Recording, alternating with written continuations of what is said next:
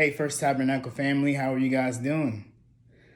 So my name is David Lewis. I am extremely blessed to be a part of this today. I want to share a quick word with you guys, but before I do that, shouts out to the IMAXX Youth Ministry and your amazing youth pastor, the Reverend Dr. Prophetess Chasney Jenkins. She's so dynamic, and I'm extremely blessed to know her.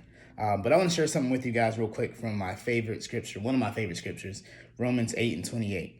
And scripture says, and we know that all things work together for the good of them that love God and are called according to his purpose. So what exactly does that mean? What does that mean to us? Does that mean life's going to be peaches and cream? There'll be no obstacles, no trials in life? Not quite. Not quite.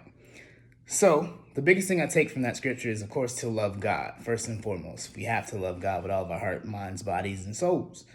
Love God, and I do believe we are all called to a purpose that God has placed in our hearts and our destinies that we have to fulfill in life.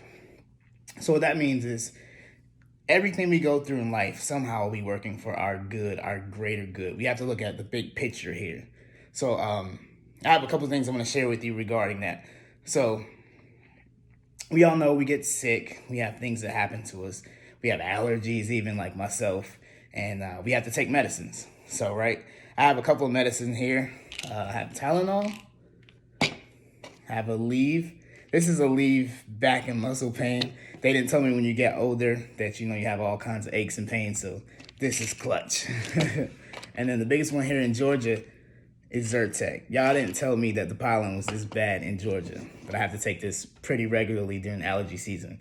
So these medicines have all kinds of ingredients in them from, I won't even begin to name them because I don't want to butcher any of these ingredients, but believe it or not, medicine has this ingredient called arsenic. What's arsenic? Arsenic can be, by itself, used as poison. That's wild, right? Arsenic is in medicine, something that ultimately helps us and makes us better. That's the same as life, and all things working together for our good. We'll face things in life that would, in that moment, seem like it's really bad for us. It's going to hurt us.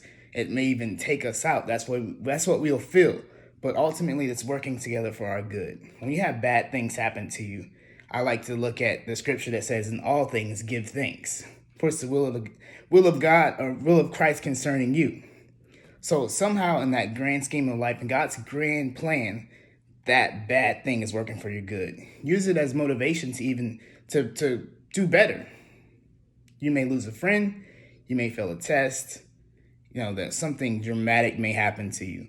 Don't look at that single event and think that God's neglected you or forgot about you. But remember that all things work together for the good. Okay? So that test that you failed, that'll push you to study harder, right?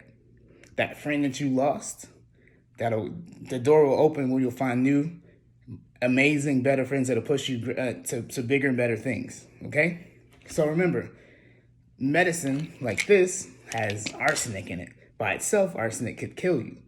But along with all the other ingredients, it works for your good. And that's how we have to look at that scripture. So there's a story that I read a while back in ancient Rome. So after Jesus, we know the disciples preached the gospel all over the world. And people preached Jesus Christ, the kingdom of Jesus Christ and the gospel of Jesus Christ. So unfortunately, back in those times, Christians were persecuted and even murdered, even executed for preaching the gospel. So there was a gentleman that went on preaching the gospel all over the world, ancient Rome, and he was persecuted. And unfortunately, he was caught by some Roman officials that wanted to deliver him to the emperor of that time to be executed. So they caught him. It was about a 3 days journey to travel back to the king or the emperor of Rome. So they caught him. They're traveling back by foot. Of course, there was no cars back then. And 3 days journey. And along the journey, he broke his leg during the journey, traveling by foot. So he broke his leg. I'm sure he was thinking, man, it can't get any worse than this, right? I'm traveling to be executed and I break my leg at the same time. So I'm going to travel in pain and agony to my ultimate demise. So the officials that grabbed him, that captured him, they mocked him, they laughed at him and said, where's your God now? How is this going to work out for your good? What are you going to do now? How's your God going to save you? So because he broke his leg, the journey took 3 days longer, actually. So when they did reach the emperor of Rome, they discovered that that current emperor that persecuted Christians had died 2 days prior. He died 2 days prior. And the new emperor that took over was actually a Christian. So that new emperor that gained power after the death of the previous emperor was a Christian. He pardoned that man that preached the gospel, and the officials that captured him, he executed them. So you see, him breaking his leg, which made a bad situation even worse, ultimately worked out for his good. So that's how we have to look at life and trials we face, knowing that God has a master plan with us in mind, and he does what's best for us. He has no intentions of causing us harm, but only to better us, only to bring us to an expected end. So that's all I really have for you guys today. I appreciate you guys for listening to me and hearing me out. God bless you. Big shouts out to you, First Tabernacle. Y'all be blessed.